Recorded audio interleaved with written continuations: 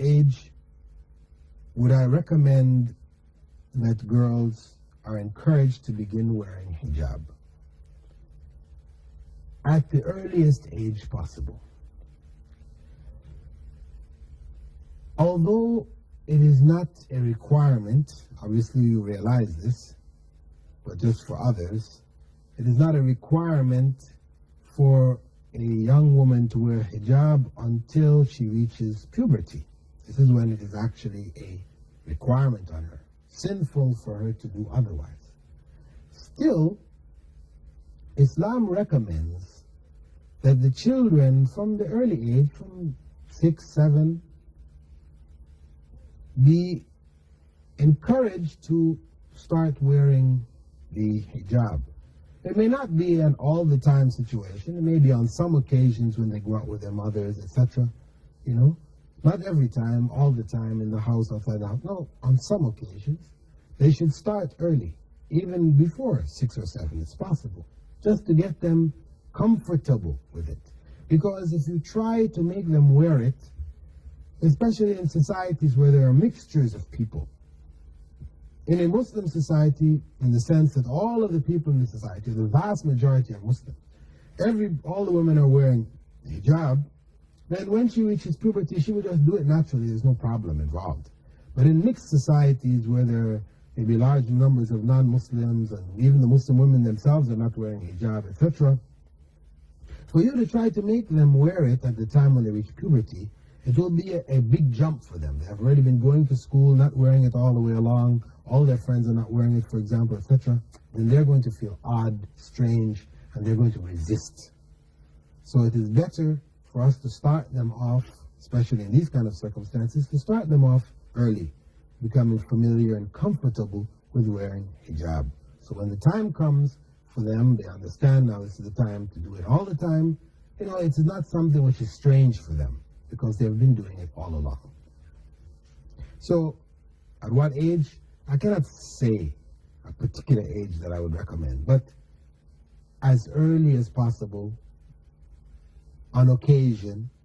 As they get older, you increase the numbers of occasions on which they're doing it, you know, until they gradually flow into doing it all the time at the time of puberty. A question from Dubai.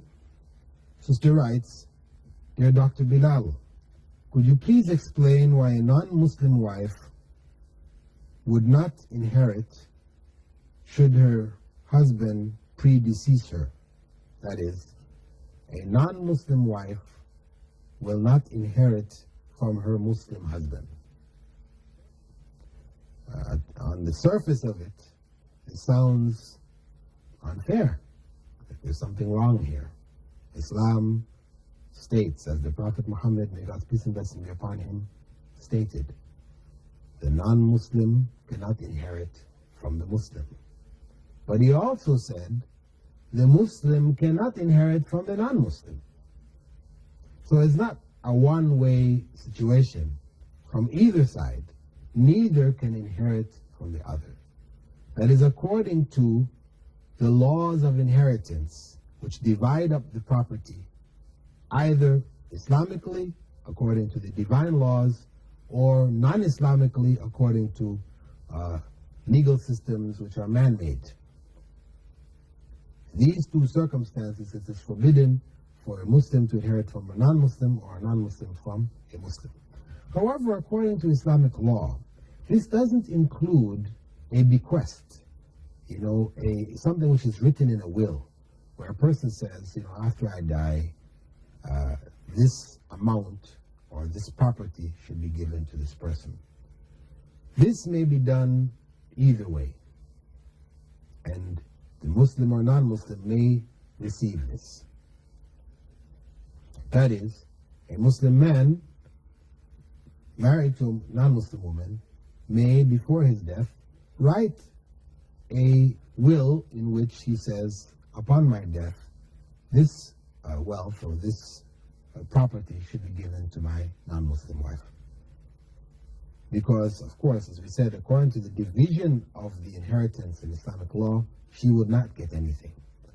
Islam permits him to do this, not just for her alone, but for any of his other relatives who would not normally inherit. This is a general principle. There are certain relatives who are distant relatives who would not normally inherit, if certain direct relatives are present. But that person may know that this distant relative has been closer to them in the sense of doing things for them, etc., etc., and they feel an obligation to leave something for them. So Islam permits them to divide a portion which has been set by the Prophet Muhammad, may God's peace and blessing be upon him, at no more than 1/3 of the inheritance. That is the maximum of his wealth that he has. No more than 1/3 of it can be set aside for those who would not normally inherit. This is the law. In the case of the non-Muslim woman, she is not inheriting because she is even more distant from him than his distant relatives. They have a bond with him, at least with Islam, and something of blood, whereas hers is mainly a contract of marriage. And that ends with death. As he, if she dies, is not permitted to pray for her. If she dies a disbeliever, it is forbidden for him to pray for her. The prayers are not accepted. Prophet Muhammad, may God's peace and blessing be upon him, as is recorded in Sahih Muslim and Sahih Bukhari, was forbidden by God to pray for his own mother, who died a disbeliever.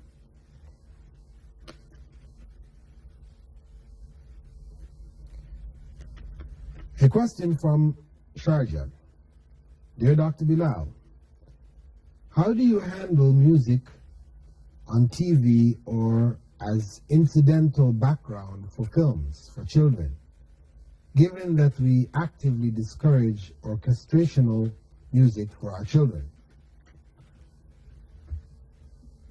Taking into account what our writer has put here, that music in general with these musical instruments, etc., we know is forbidden. Now, what do we do under circumstances? We're watching the news, and in the course of news, some music comes.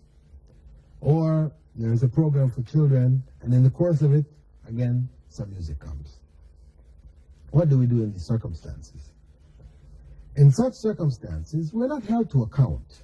If it's possible to just turn the sound down, and what is being broadcast is not affected. I mean, if there's somebody speaking and the music is in the background, obviously you turn the sound down, you don't hear the news. So, or if the program for children is going on, or what is being said or whatever, can't be heard when you turn it down, okay, in those circumstances you may leave it, and you're not held to account for it. Just like if you go into a supermarket and they're piping in music, or if you go into an elevator in some buildings, etc., you may have music all over the place, especially for us in the West, coming from the West. Music is everywhere. What do? Where you are not intending to go in an elevator to listen to music, or go to a shopping center to listen to music, this is not your intention, but it just happens to be in the background, you're not held to account. But where you have some control over it, then it is better you should turn it down. A further question from Sharjah. Dear Dr. Bilal, is there a time when a father should not embrace his maturing daughter? And is there a time when a father figure should not embrace his adoptive maturing daughter? Of course, in the case of a maturing daughter, a father may embrace his daughter even if she's a grown woman. I mean, Islam doesn't say father should not touch his daughter. However, if the father or the daughter find within themselves any kind of feelings which they know are not appropriate, then they should avoid the embrace of each other. And of course, a father embracing his daughter is not going to embrace his daughter like he embraces his wife. I mean, there should be some kind of distinction between the two. Just like a brother embracing a brother is not the same as he embraces his wife. I mean, there should be some kind of distinction in terms of how the embrace takes place even. But at any time that one is embracing somebody else, and they're feeling anything other than what should be there, they're feeling some ambiguous kind of feelings, then they should know this is the time they don't embrace this person, or they back away from it, avoid it.